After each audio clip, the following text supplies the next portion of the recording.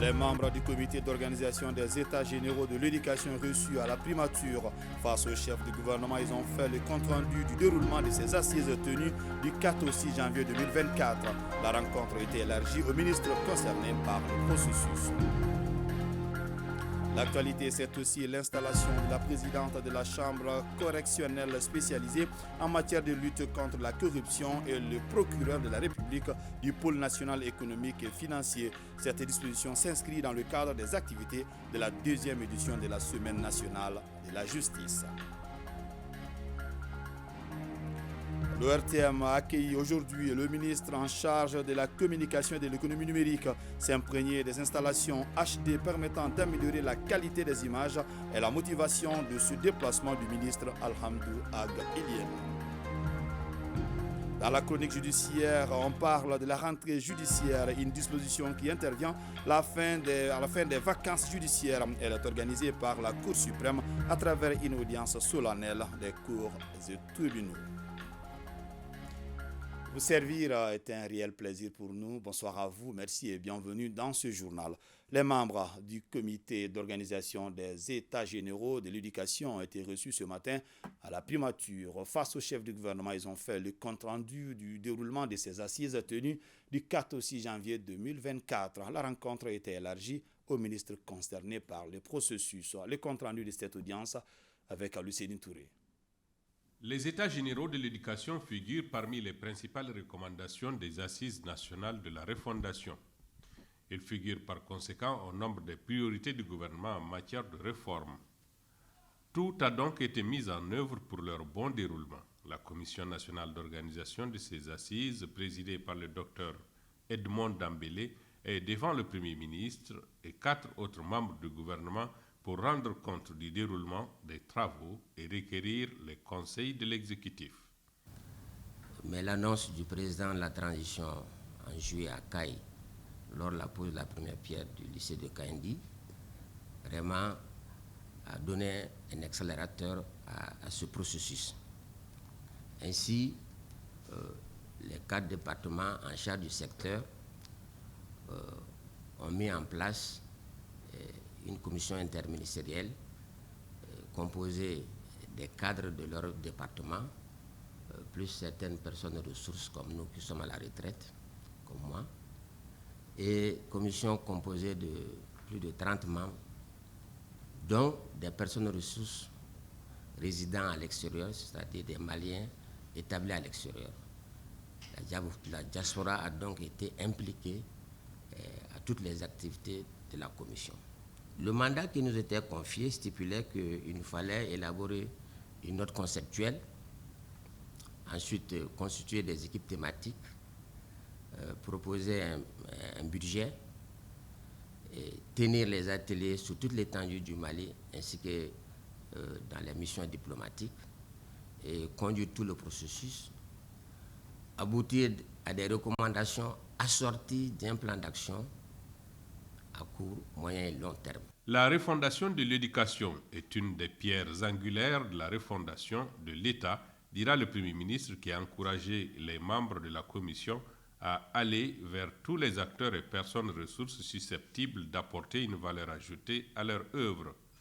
Le chef du gouvernement n'a pas manqué de rappeler la neutralité nécessaire de l'école par rapport à toutes les contingences politiques et autres.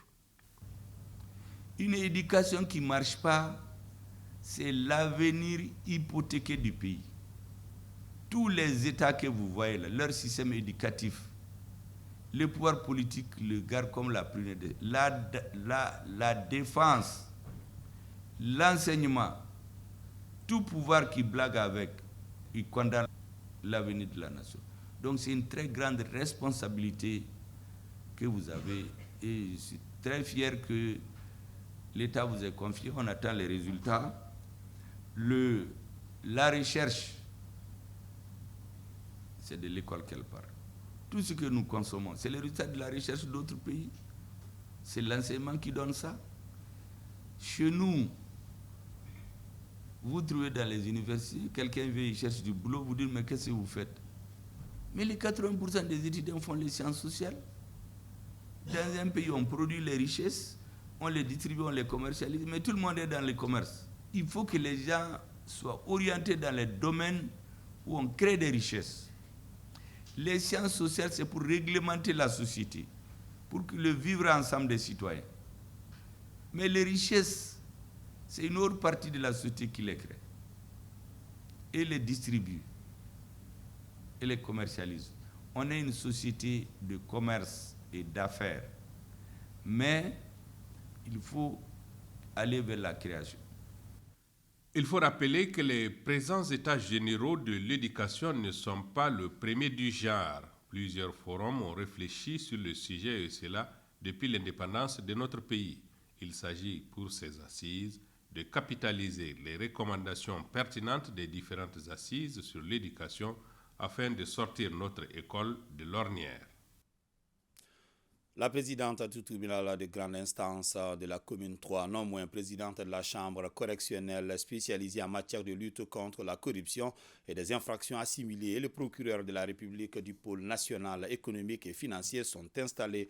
L'audience solennelle d'installation a été présidée par le ministre de la Justice et des Droits de l'Homme, garde des Sceaux. C'était au nouveau siège du pôle national économique et financier. Cette installation s'inscrit dans le cadre des activités de la deuxième édition de la Semaine nationale de la justice. Garibou Pérou et Idrissa Traoré. En application des dispositions de la loi portant organisation judiciaire, Malado Gouro Bokoum est installée présidente du tribunal de grande instance de la commune 3. Elle cumule la fonction de présidente de la chambre correctionnelle spécialisée en matière de lutte contre la corruption et des infractions assimilées de la même juridiction. Après des années de carrière remarquables dans les instances judiciaires, la présidente compte maintenir la dynamique. Le TGI de la commune 3 est hors norme. Par la taille et le volume des activités, ce sont environ 3000 requêtes qui arrivent chaque année dans notre courrier. Chaque jour, au palais de justice de la commune 3, ce sont près d'une cinquantaine de personnels et au PNF, une cinquantaine également de magistrats, agents de greffe, officiers et agents de police judiciaire, assistants et stagiaires qui sont mobilisés dans le traitement des dossiers. Les maillets à portée de main, la présidente veut aller vite, très vite, quand bien même et à bien des regards, la lourdeur de l'appareil judiciaire. Notre impératif résulte d'une attente forte des justiciables. Une justice rendue trop tard est une justice qui n'est plus au service de ses usagers. Nous l'avons compris, Monsieur le Premier Président. Nous nous sommes donnés comme objectif, entre autres, la réduction à un délai moyen de temps de jugement de toutes nos affaires ordinaires et spéciales. C'est en consolidant nos acquis et en progressant encore que nous continuerons à mériter la confiance des acteurs publics et privés. À sa suite, Mohamedine Ag Oussa, il est le premier magistrat à occuper jusqu'ici cette fonction de procureur de la République du pôle national économique et financier. Il était juge d'instruction au pôle judiciaire spécialisé de lutte contre le terrorisme et la criminalité transnationale organisée au tribunal de grande instance de la commune 6 du district de Bamako. Le nouveau procureur fera usage de son gourdin pour lutter contre la corruption. La corruption est un phénomène odieux, avec de nombreux défis néfastes sur toutes les sociétés. Elle sape l'état de droit, entraîne des violations graves de la personne, une détérioration de la qualité de vie et permet au crime organisé et au terrorisme en particulier de prospérer, menaçant ainsi notre sécurité collective. Sous les regards des gardes des Sceaux, les deux premiers responsables de la juridiction de la commune 3 regagnent leur siège. Logés désormais dans un bâtiment R+5, la présidente et le procureur font leur premier pas à ces fonctions et s'engagent à œuvrer pour le bon fonctionnement et le rayonnement du système judiciaire. Vœu ardent du ministre Kassogoy qui déploie forces et moyens mis à sa disposition pour une justice capable de lutter efficacement contre les maux qui minent notre développement.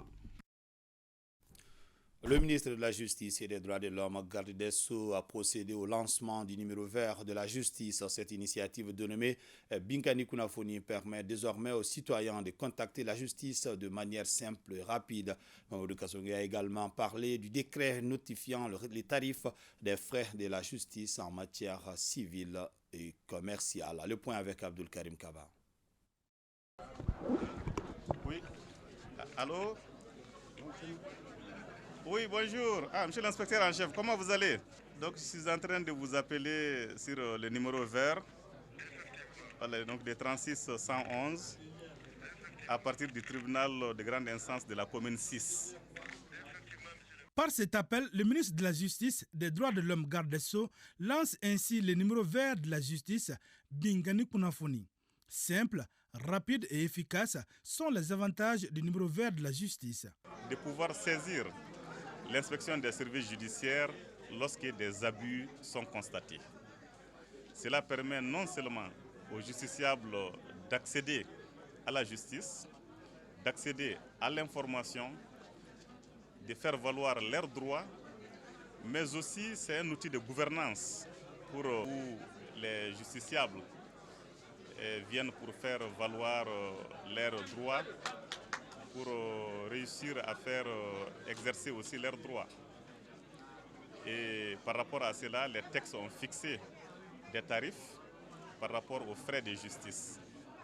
Et ces tarifs qui sont prévus par la loi doivent être respectés.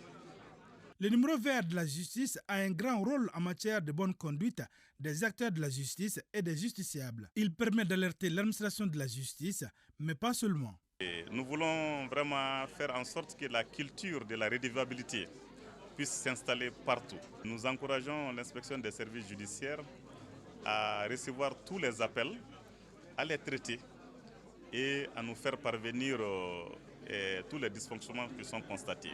Le ministre de la Justice et des Droits de l'Homme, Garde des Sceaux, accorde une importance capitale quant à l'application correcte de cette mesure tout en lançant un appel à la population. Nous invitons aussi les usagers de cette ligne à être vraiment sincères, à faire preuve de discernement et à transmettre les informations les plus pertinentes. Ce lancement du numéro vert et l'affichage des tarifs de la justice s'inscrivent dans le cadre de la deuxième édition de la Semaine de la justice, dont l'objectif est de rapprocher la justice des citoyens, de les informer sur leurs droits et de promouvoir une saine distribution de la justice. Appelez donc au 36 111 pour toute information sur Bingani Kunafoni. L'ORTM a accueilli ce matin le ministre en charge de la communication, de l'économie numérique et de la modernisation de l'administration, s'imprégner des installations HD permettant d'améliorer la qualité des images de l'office et la motivation de ce déplacement du ministre Alhamdou Ag Ilien. Mohamed Kantao. L'ORTM en quête d'amélioration de la qualité de ses images et de la performance de ses prestations. Quelques semaines après avoir acquis de nouveaux équipements HD, la structure reçoit la visite du ministre de la Communication, de l'économie numérique et de la modernisation de l'administration qui est venu s'imprégner de visu l'installation de ces nouveaux matériels. Je suis là ce soir dans le cadre de la remise du matériel de la haute définition pour améliorer la qualité de nos images et par conséquent aussi améliorer le confort visuel de nos téléspectateurs. Donc ceci est dû à la générosité du Canal Mali. Et j'invite aussi l'ORTM, dont je connais les séries ici, à en prendre bon soin. Et nous sommes sûrs que tous les jours, l'ORTM fera du mieux. Aujourd'hui, nous sommes là pour la H2. Demain, c'est d'autres défis que nous allons relever, toujours au service de la volonté et de la satisfaction de nos téléspectateurs.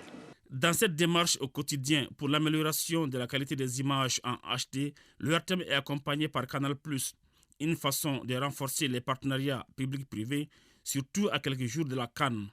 Ce partenaire avec le RTM, parce qu'on a regardé sur notre bouquet, sur le décodeur Canal+, on avait vu qu'il n'y avait aucune chaîne malienne qui était en HD. Donc on s'est rapproché quand même du DG de l'ORTM pour lui dire qu'il serait vraiment bien qu'on puisse mettre en place des dispositifs pour qu'au moins nos téléspectateurs, nos Maliens puissent avoir un confort visuel. Le processus, il faut le préciser, il est en cours. Comme vous le savez, nous sommes aujourd'hui structure d'édition. La diffusion est assurée par une autre structure qu'on appelle la Société malienne de transmission et de diffusion, la SMTD. Donc il va falloir mutualiser davantage les efforts pour avoir une meilleure qualité 100% en Full HD. Et le processus est en cours, mais déjà les téléspectateurs peuvent se rendre compte de la meilleure qualité de nos images que nous proposons à partir de ce mardi.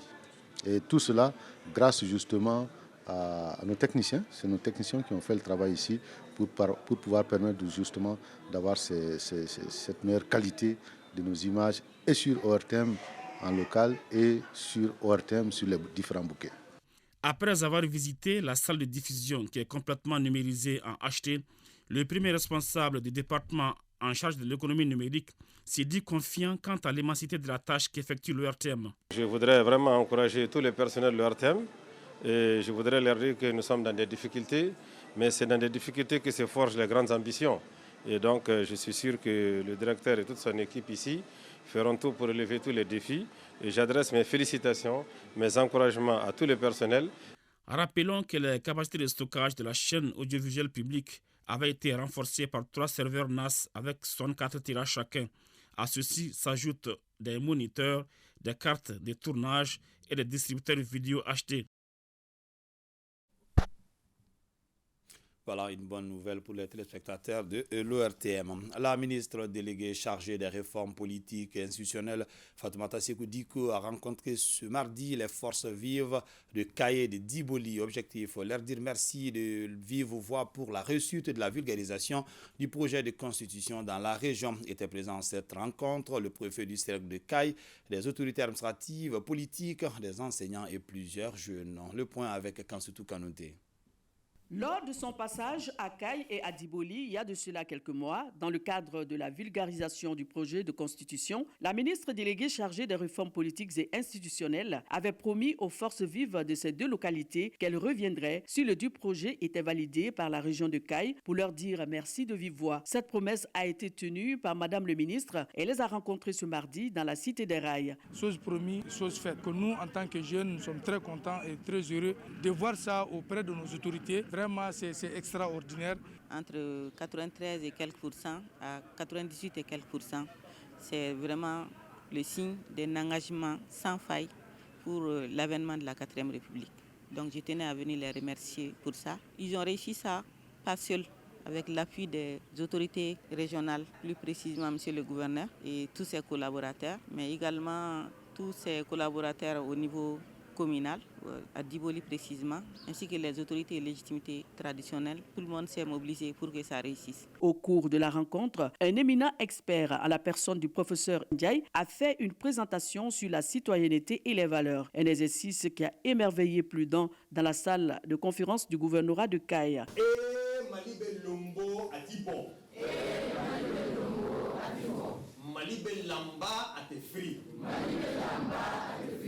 Quand le président de la transition, chef de l'État, le colonel Assimi Goïta, dit qu'il faut un Malien nouveau et qu'il est relayé en cela par le Dr Choguel Kogala Magay, Premier ministre, ainsi que tous les membres de son gouvernement, ça veut dire que les valeurs sont au cœur des choses.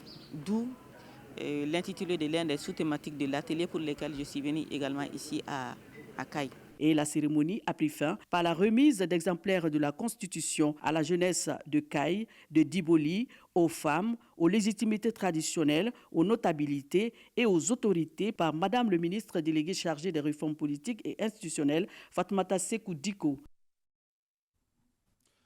Pour son 2e jour d'activité dans la région de Kayes, la ministre de la Promotion de la Femme, de l'Enfant et de la Famille s'est rendue respectivement à la carrière des femmes casseuses de pierre de Felou et au siège de l'association des femmes de cheminots de Kayes. Elle a apporté à ces femmes des enveloppes symboliques ainsi que du matériel de travail. Balkissa Sadibou Chérif Aydra. C'est sous un soleil de plomb et avec des enveloppes symboliques ainsi que du matériel de travail que Dr Coulibaly Mariam Maïga s'est d'abord rendu ce mardi sur le site des femmes casseuses de pierre de la carrière de Felou.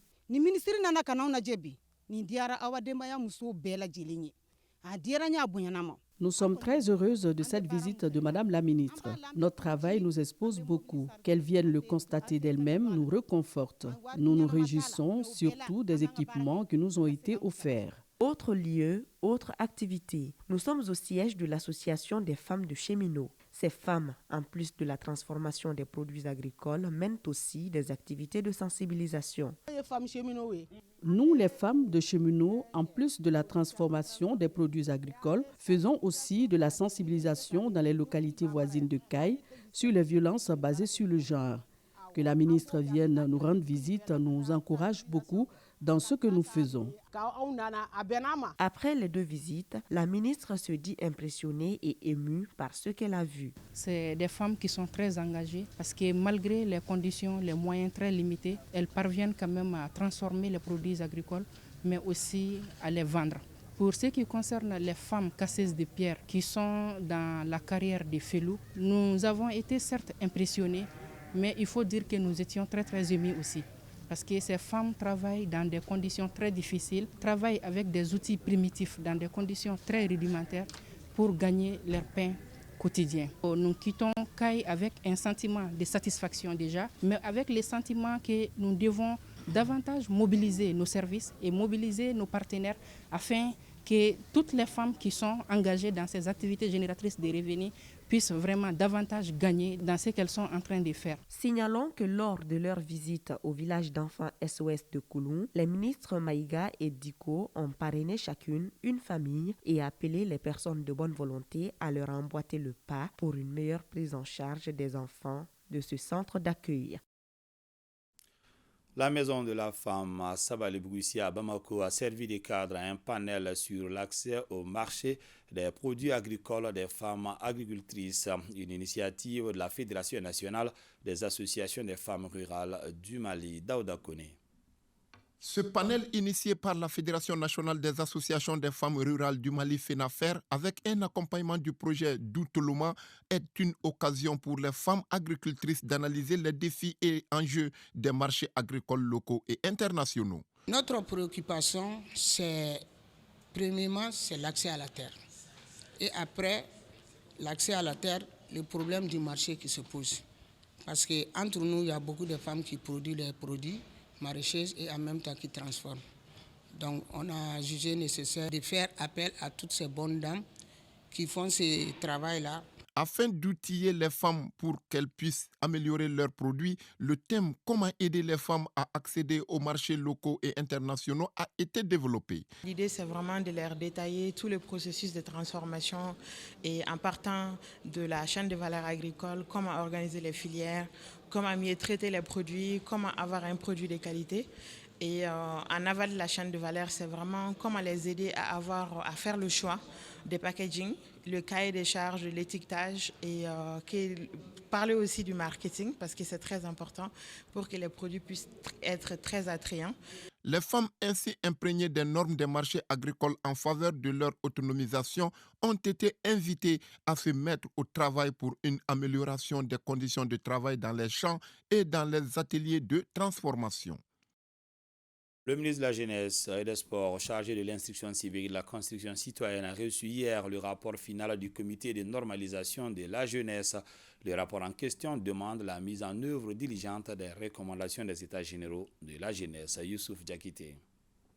La mission du comité de normalisation de la jeunesse a pris fin. Il remet ici son rapport final au ministre de la Jeunesse et des Sports chargé de l'instruction civique et de la construction citoyenne.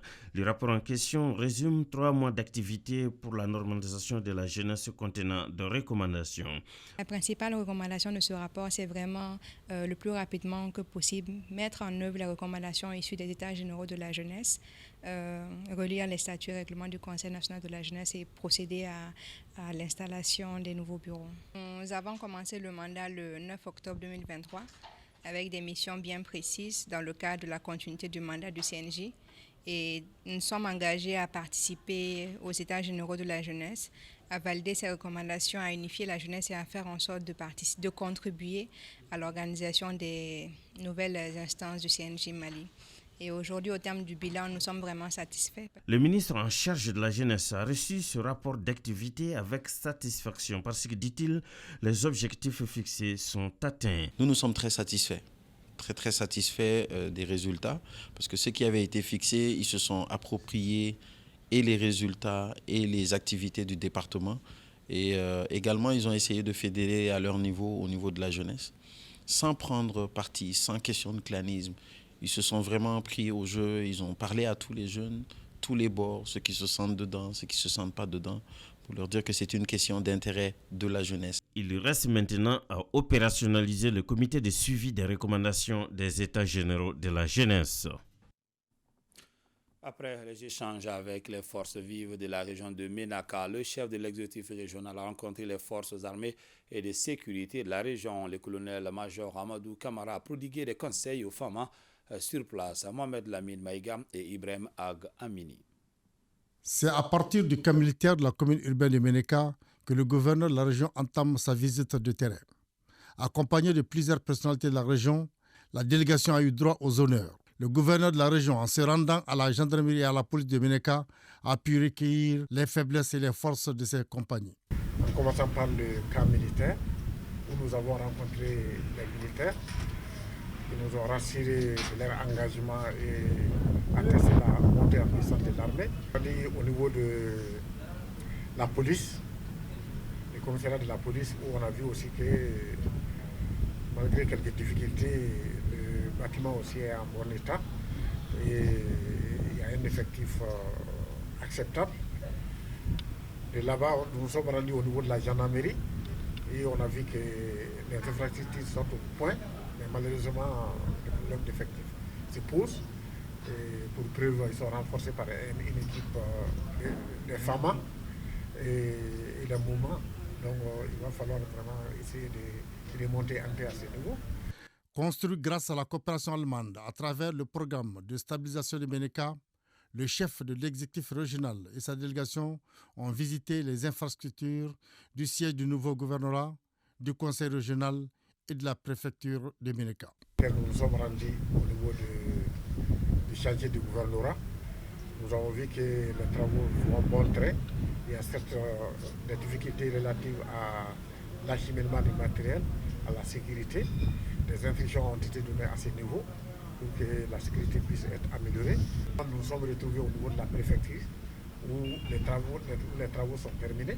Partout où le gouverneur est passé, il a prodigué des conseils aux différents acteurs. Il les a invités à plus de courage et d'abnégation.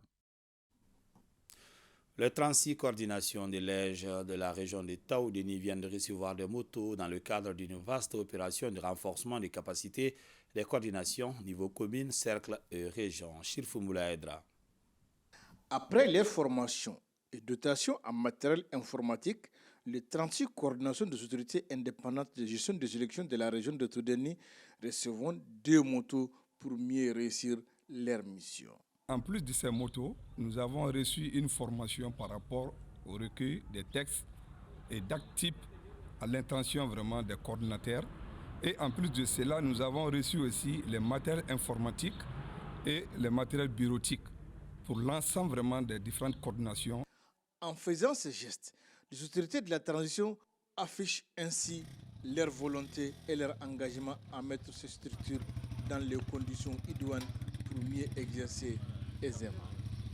Je voudrais donc lancer un appel aux bénéficiaires pour leur demander de faire bon usage de ces motos et surtout de bien les entretenir parce qu'il s'agit d'un bien de l'État et qui doivent être utilisés exclusivement pour les missions de lège.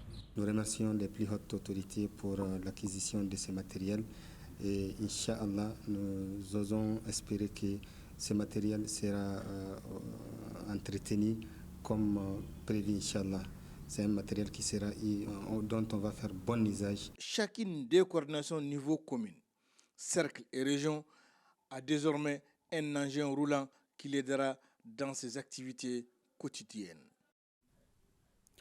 Le Conseil national de transition CNT vole au secours de l'Académie d'enseignement de Nara. La donation concerne une importante quantité de craie. Idrissa Keita.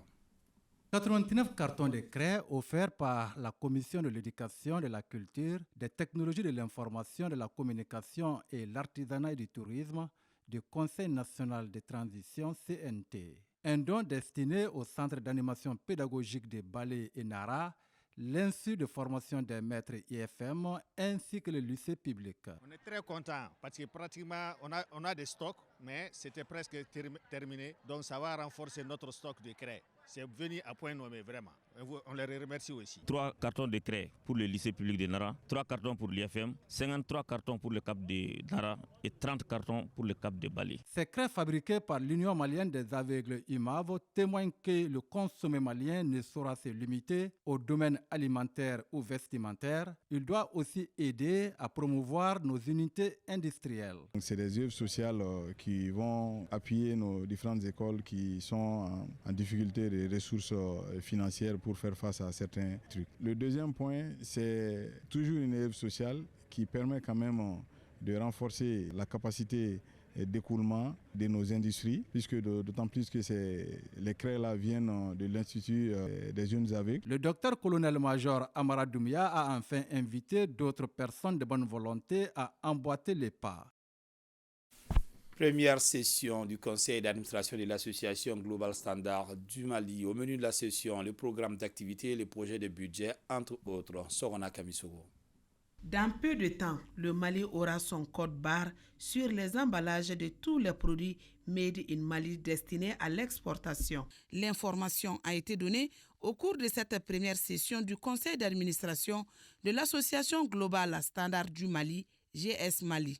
Les produits maliens à l'export sont confrontés à beaucoup de problèmes, notamment l'absence de code barre sur les produits transformés. Donc cette association vise justement à lever cette contrainte-là pour faciliter justement l'exportation de nos produits à l'étranger. Ça va vraiment apporter au Mali un standard d'un autre niveau en fait. Nous exportons tous, actuellement on utilise des codes barres d'autres pays.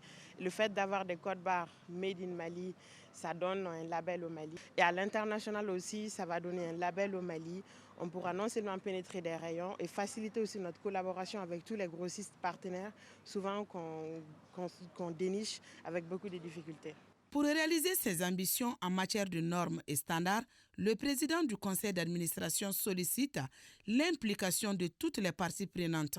L'importance de la standardisation dans le monde moderne ne peut être sous-estimée. Elle est le fondement sur lequel repose la confiance des consommateurs, la compétitivité des entreprises et l'efficacité des échanges commerciaux.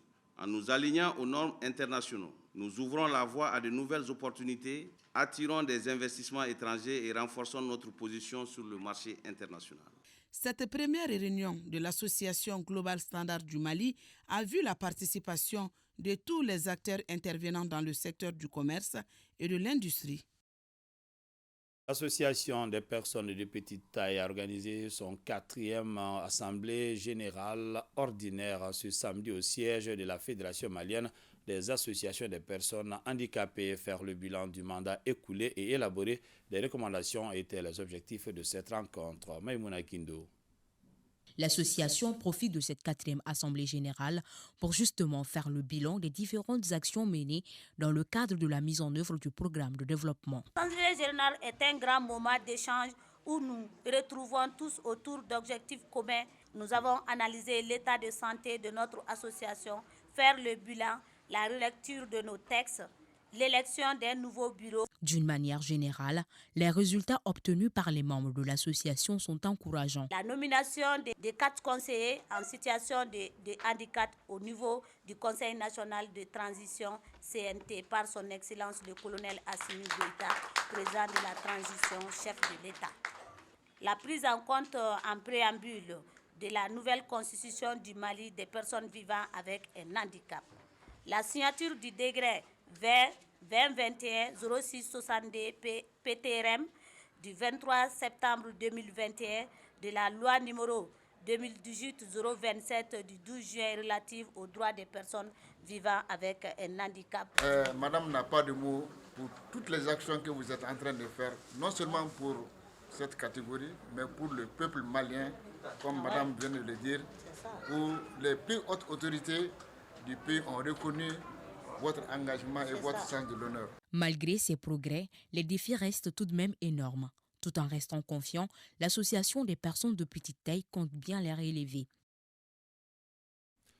La 10e édition du festival Sport on Mali Music sous le terme Mali Kera Antaye se tiendra du 12 au 13 janvier 2024 à la Maison des Jeunes de Bamako. L'annonce a été faite au cours d'une conférence de presse suivie par notre reporter Ibrahim Kaoukonate. Sport on Mali est un festival dédié à la musique depuis 10 ans. Il vise à promouvoir la culture malienne, la paix à travers la musique. Sport on Mali Music est un tremplin pour présenter des artistes maliens aux pays scandinaves et un peu partout en Europe aussi. Donc c'est un showcase où nous donnons l'opportunité à des artistes qui ont été sélectionnés pour présenter une vingtaine de minutes de leur musique et à travers ça, on espère qu'ils pourront décrocher des contrats à l'extérieur. Suite à un appel à candidature, 8 jeunes artistes talentueux ont été retenus. Ce sont ces 8 qu'on va répartir entre les deux soirées, plus l'orchestre de l'INA, puisque nous sommes en collaboration avec le conservatoire et le Danemark. Donc ces 2 groupes sont retenus directement. Le festival Sport on Mali, c'est du 12 au 13 janvier 2024 à la Maison de Jeunes de Bamako, avec comme marraine la diva Oumou Sangaré. Une pléiade d'artistes invités est attendue, dont Inastar. La famille judiciaire est en vacances du 1er juillet au 30 septembre. À la fin de ces vacances judiciaires, la Cour suprême organise une audience solennelle des cours et tribunaux. Cette audience des magistrats qui intervient après les vacances s'appelle la rentrée judiciaire. Elle est présidée par le président de la République, chef de l'État, président du Conseil supérieur de la magistrature. Cette année, les membres de la grande famille judiciaire se sont retrouvés autour du thème « La justice et la citoyenneté dans le Mali nouveau ». Partons à la découverte de la rentrée judiciaire dans la chronique judiciaire avec Garibou Perrault et Abdoulaye Diarra. Après les vacances, c'est la rentrée. Cette tradition admirable à périodicité annuelle permet à la famille judiciaire de faire les bilans de l'exercice écoulé, surtout au niveau de la Cour suprême. C'est la loi portant le statut de la magistrature qui prévoit cette reprise des activités des membres des professions juridiques et judiciaires. La loi sur la Cour suprême fixe la date des vacances judiciaires du 1er juillet au 30 septembre.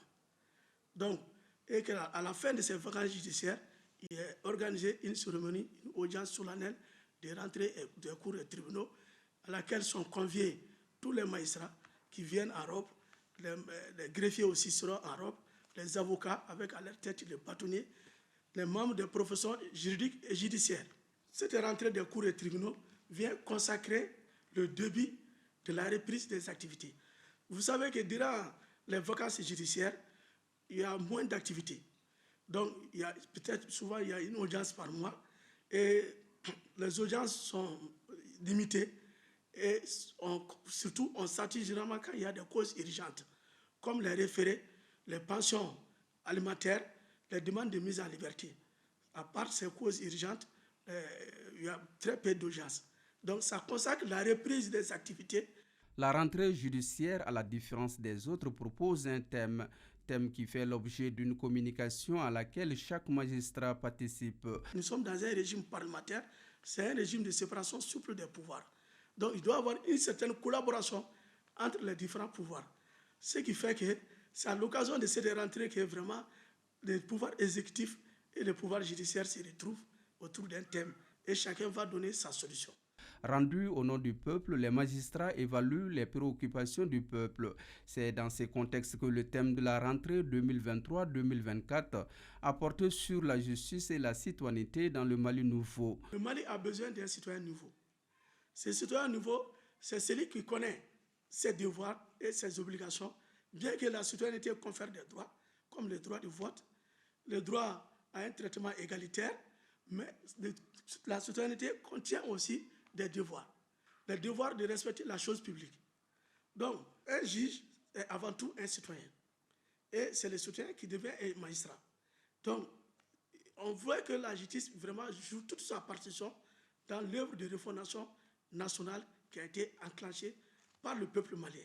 La rentrée des cours et tribunaux met en évidence l'implication de la justice dans l'œuvre de la refondation. Elle engage les acteurs à trouver des réponses juridiques nationales adéquates. En clair, il s'agit de bâtir une justice de proximité efficace de nature à restaurer la confiance des justiciables. Un mot de sport, considéré comme le groupe de la mort de la 34e Coupe d'Afrique des Nations, le groupe C est composé de 2 champions d'Afrique, le Cameroun et le Sénégal. C'est la Guinée et la Gambie qui complètent cette liste. À quelques jours du démarrage de la CAN, notre reporter Mamoutou Dante nous présente ce groupe C. Ce groupe est composé de 2 champions d'Afrique, le Sénégal et le Cameroun, qui sont accompagnés par la Guinée et la Gambie, petit poussé en termes de vécu dans ce groupe relevé. La Gambie participe à sa 2e Coupe d'Afrique des Nations après celle de 2021. Les partenaires de Youssoufa Ndji avaient réussi à atteindre les quarts de finale pour leur toute première participation à une Coupe d'Afrique des Nations.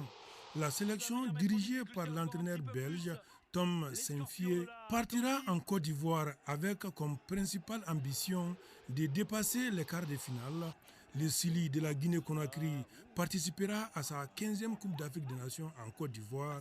Pas forcément un pays favori dans ce groupe, la sélection dirigée par Kaba Diawara se présentera en outsider sérieux où elle aura à cœur de réaliser sa plus belle CAN en allant le plus loin possible dans la compétition.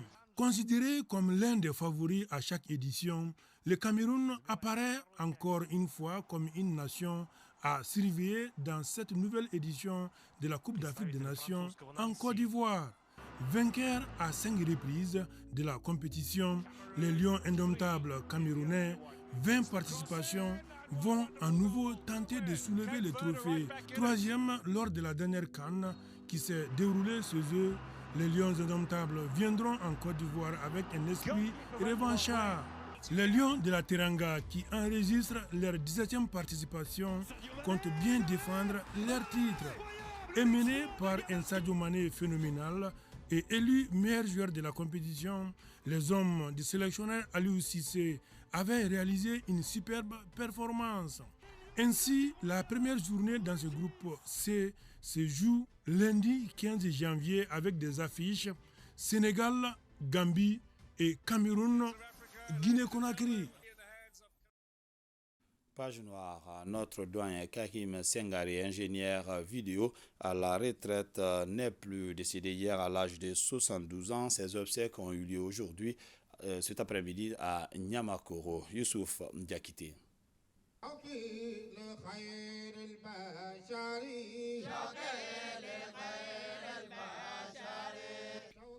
Le monde de la communication et celui de l'ORTM en particulier pleure Karim Sengari.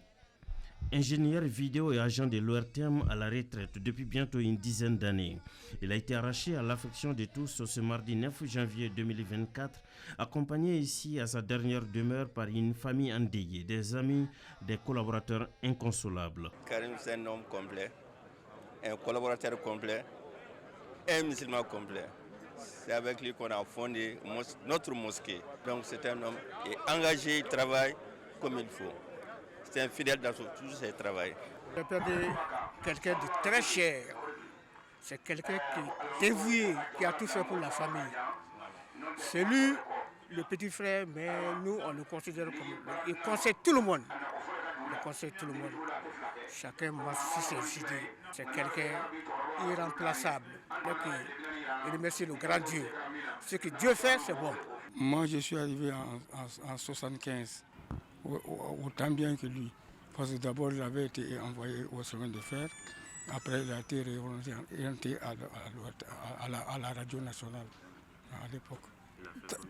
Nous avons tous les deux fait 39 ans de service. Aujourd'hui, grâce à Dieu, je suis à la retraite. Et lui aussi, il était à la retraite. Je ne peux rien dire aujourd'hui. J'ai le cœur très serré.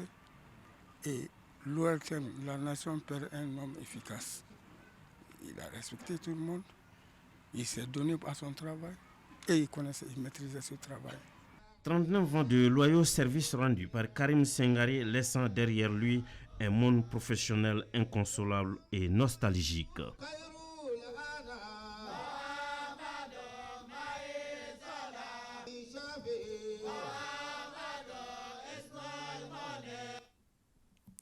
Dors en paix, cher doyen. C'est donc la fin de ce journal. Merci de l'avoir suivi. Que le bon Dieu nous protège.